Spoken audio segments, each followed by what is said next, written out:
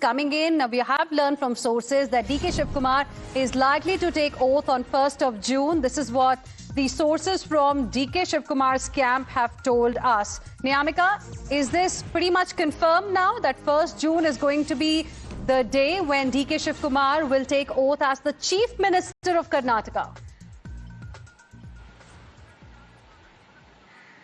Well, this is the claim which is being made by the sources within the DK's camp, as it is being told that most likely DK Shivakumar is expected to take oath on June 1st is what the information which we are getting from the sources. As now Mr. DK Shivakumar has already left, as he is going to visit Tumakuru, where he is going to pay visit in a mutt, as we all know that how much he believes in astrology, and he is going to seek blessings in that particular mutt, and it might be possible that after that now a CLP meeting is also expected in the upcoming 1 or 2 days, and after that it is possible that Mr. DK Shivakumar is going to take the oath on 1st of June as the Chief Minister of Karnataka. He was being waiting for this day from a very long time. However, it is also a well-known fact that he believes in astrology, so he is also going to know about that what is actually going to be the auspicious time when he is going to take oath. So all of these discussions are also expected to take place, and after that, as we all know that Mr. Siddaramaiah has also left for the national capital. He is also going to hold meetings with the party high command, because not just the leadership change but also the cabinet expansion is expected in the state of Karnataka. So all of these discussions, all of these developments are now going to take place, as at 7 o'clock Siddaramaiah is going to land here in the national capital. He is expected to meet Mr. Rahul Gandhi as well as Mr. Mallikarjun Kharge. So in the upcoming days, we are going to see that a CLP meeting is going to take place, and after that an oath ceremony, which is being told as per the claims made by the DK's camp, is expected on June 1st. Right. Niyamika, stay on with us. In fact, we have some more breaking inputs as well coming in at this point in time. The focus, of course, now shifts to the national capital once again. Siddaramaiah has already left for the national capital, and a big statement has been made by Siddaramaiah as well, which we told you earlier about. He has confirmed that the top brass asked him to go to Rajya Sabha. They wanted him to go to the upper house of the parliament, play a role in the national politics, but he has said no to this. Remember, viewers, this is what Times Now told you first, that he probably will be offered a Rajya Sabha seat, and Siddaramaiah himself has now confirmed that indeed the High Command offered him a Rajya Sabha seat. The top brass wanted him in Rajya Sabha, but he has said no to this. So now the focus is going to be on what next for Siddaramaiah, and Imran is live with us for more on this. Imran, a confirmation there coming in from Siddaramaiah himself, which we told our viewers about a short while ago as well. Also, we have learned that even Randeep Surjewala, I believe, has gone with Siddaramaiah to the national capital. Well, yes, they all are going in a chartered flight to Delhi. Randeep Surjewala is accompanying Chief Minister former Chief Minister Siddaramaiah. And then no, sir,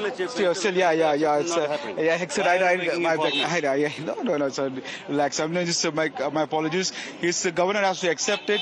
Now he's going along with his cabinet colleagues there, KJ George and others. Sir, why is Chief Minister not going to Delhi, sir? There is a question about Rajya Sabha. He's been completely denying that. He doesn't want to go to Delhi. It's all everybody's wish. And he would like to serve the people of Karnataka, because the people of Karnataka, from a small village, they brought him up till here. He's got a sentimental attachment to the state of Karnataka, and he wants to work. It doesn't mean that he doesn't talk about national politics as such. He may not take a role in the national politics, but he's more interested in working through Karnataka in the national level. But he is the leader of the state, and he is well accepted to the people of Karnataka. So when is the CLP happening, sir? Can you give us detail on that? These are all the details will happen the minute, because the governor was not there, and the minute the governor accepts the resignation and inform the present Chief Minister, then ball start rolling. And immediately when the resignation is accepted, then the issue comes of the CLP meeting and electing a CLP leader, and he will claim the right to form the government. What is any date fixed for swearing in ceremony, sir? Not yet done. It all depends on the governor's availability and governor acceptance and governor in return informing back to the present chief minister. So there are a lot of apprehensions about how will the other communities react, especially OBCs, Dalit and minorities, because many of them saying that they've voted to Congress because of Siddaramaiah. What do you think the new leadership will be able to keep the vote bank intact? No, the Congress ideology itself want to be the voice of the voiceless and want to be the voice of the deprived sections. Definitely, any chief minister, whether DK Shivakumar or Siddaramaiah, they'll have to go by the same ideology as such. And deprived sections are upset with this kind of decisions is because Siddaramaiah is really dear to these communities. And definitely the people are little upset over it, and Congress will not let them down. They say Congress will not let them down, whether it's DK Shivakumar or Siddaramaiah. Senior leader Nagaraj Yadav saying that once the governor accepts, then the CLP will be called and the next process will follow the vote-taking ceremony.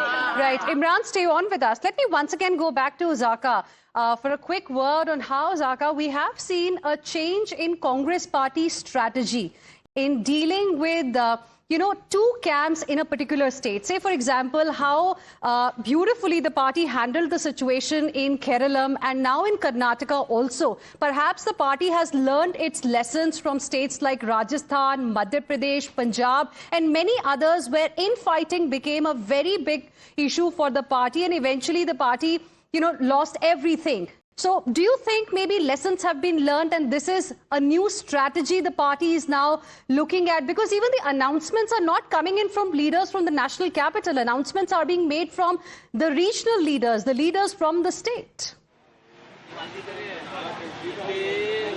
Absolutely, and I think you're right. There was a phase, I think, in the run-up to the 2024 Lok Sabha elections, where in Rajasthan, in Punjab, for example, the manner in which they removed Captain Amrinder Singh, and he was reluctant to transfer power to Navjot Sidhu, and then they found this compromise candidate in Mr. Channi. Same is the case in Rajasthan, where rightfully, Sachin Pilot had worked as the PCC president. He had brought the state unit to the verge of power, and then once again they went back to the old war horse, that is Mr. Gehlot, and that bad blood between the two of them. They didn't even speak to each other for the time that Mr. Gehlot was in office. Similarly, in Chhattisgarh also, they had a big problem bringing together both Bhupesh Baghel and T.S. Singh Dio.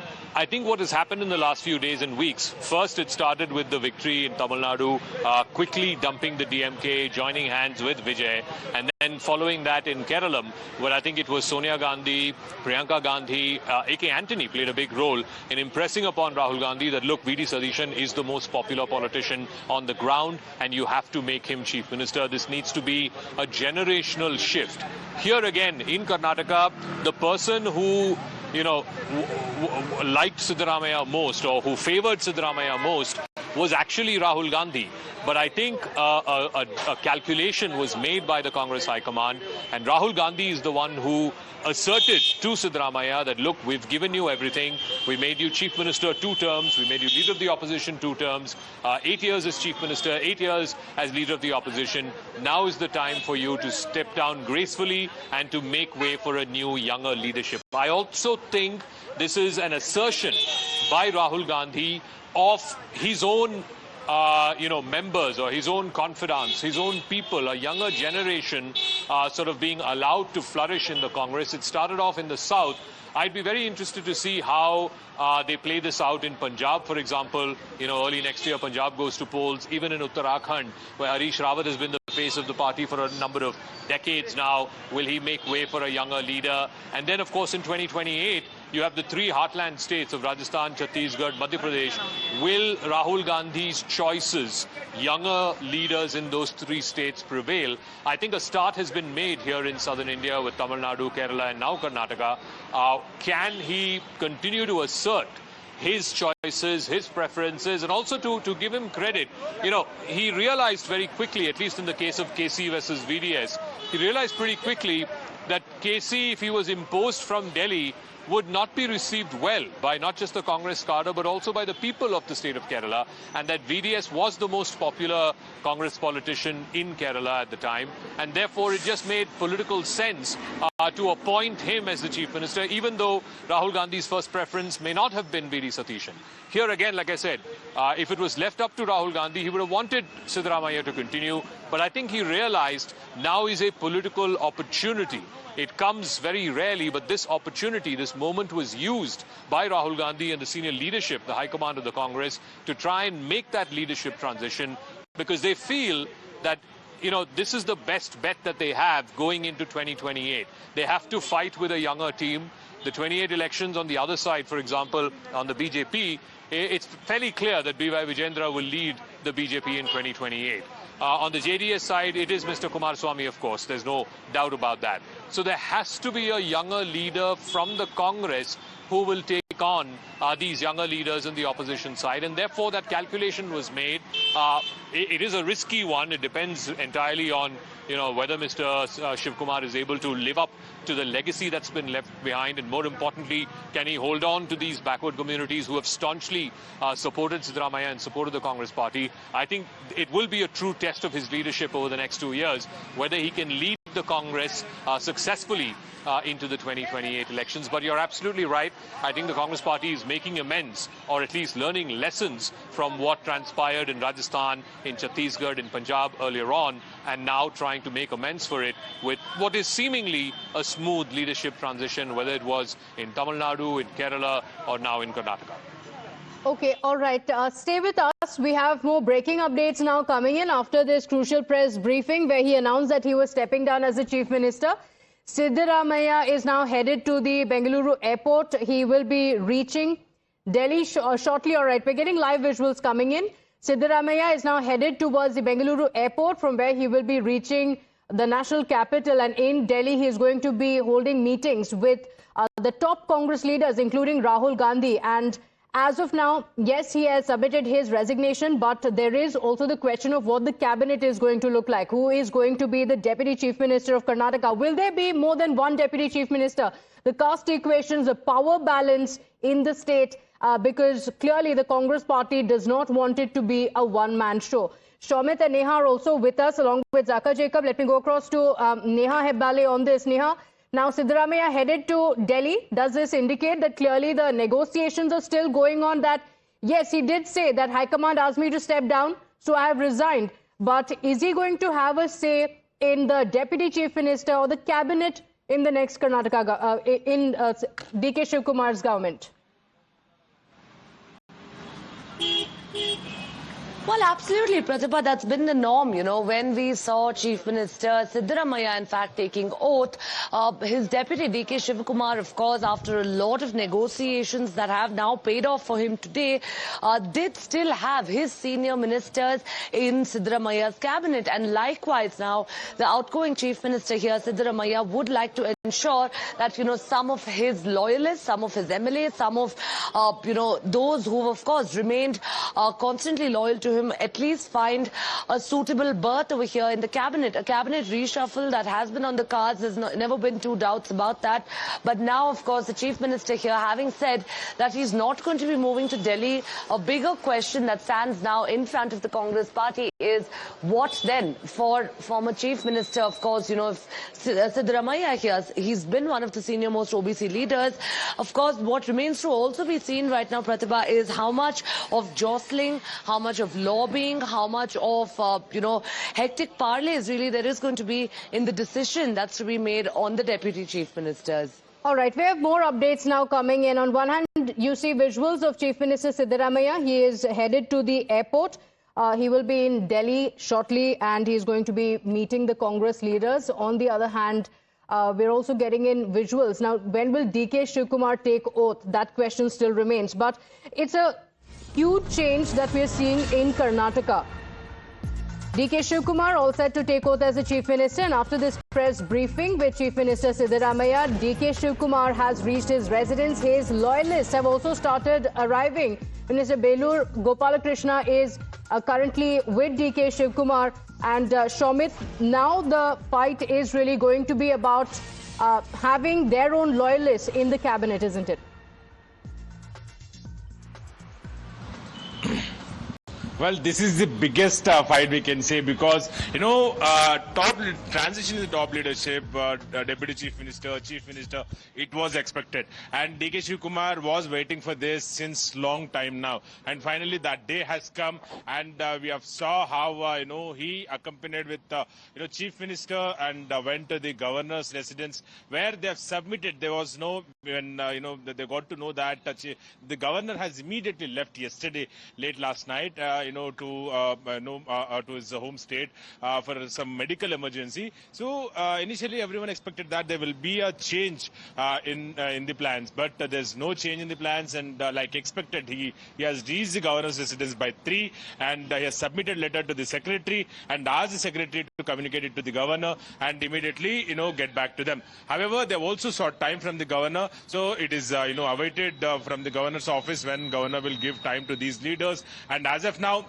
while we speak, he has, he's reaching the HAL airport. From the HAL airport, he'll be flying to Delhi in couple of hours from now, because he's having private flight is what we are given to understand. In couple of hours from now, he'll be reaching the Delhi. He'll be meeting all the top leadership there, Congress top leadership, including Rahul Gandhi and Mallikarjun Kharge and other KC Venugopal and other leaders. He'll be meeting is what we are given to understand. And just now we have even Minister Arshad Rizwan has exclusively speaking to Times Now has stated that he will be meeting the top leadership. CLP will be called, and High Command will take call, and when to call the CLP, and when to organize this CM oath taking ceremony. So once governor gives time, the decision will be taken immediately, because DK Shivakumar is very desperate to take over the Chief Minister position, and it is expected that more than 10 to 15 ministers will be new MLAs will be taking oath who are the DK's camp. So we'll have to wait and see, Pradipha,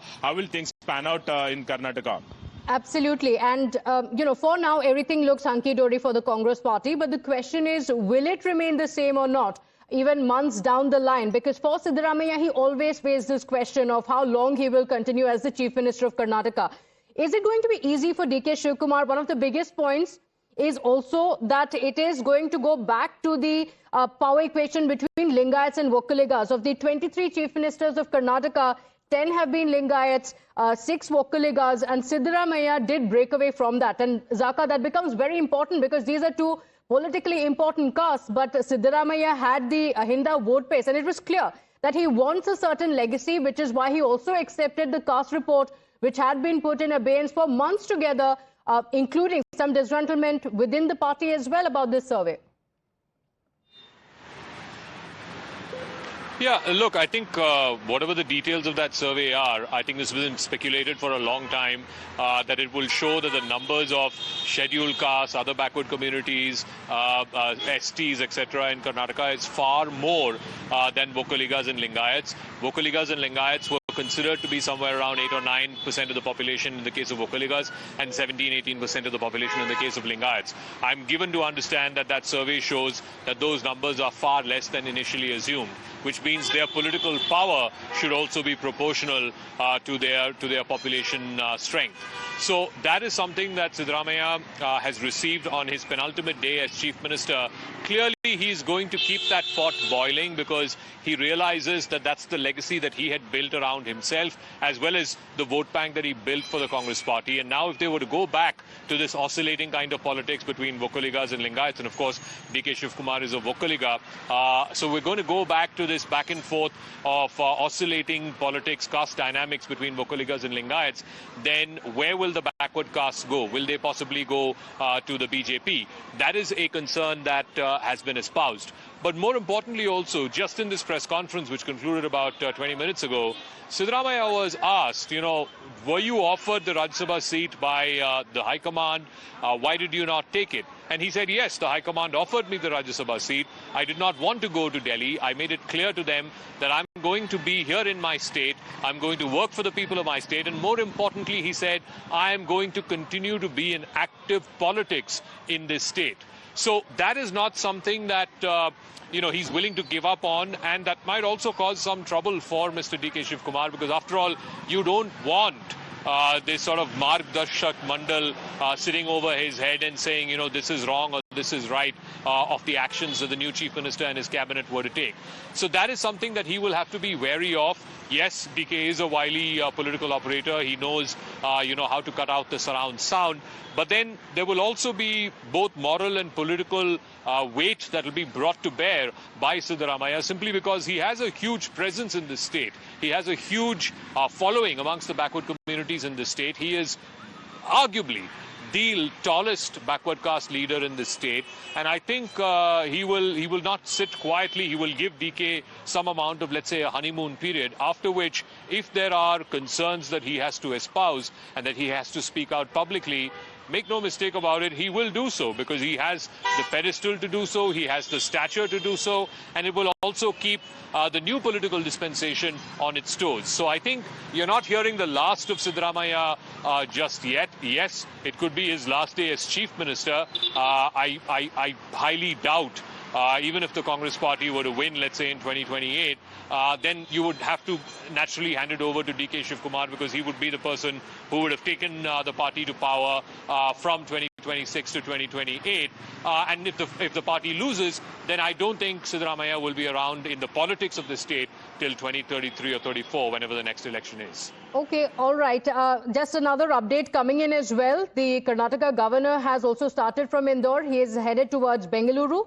Meanwhile, of course, Siddaramaiah is headed to Delhi, where the action is now shifting from Bengaluru to the national capital again, where again the negotiations bargain is going to continue. The question is, will Siddaramaiah get his way as far as the cabinet is concerned? We continue getting you these updates. A very quick break here. We'll be right back.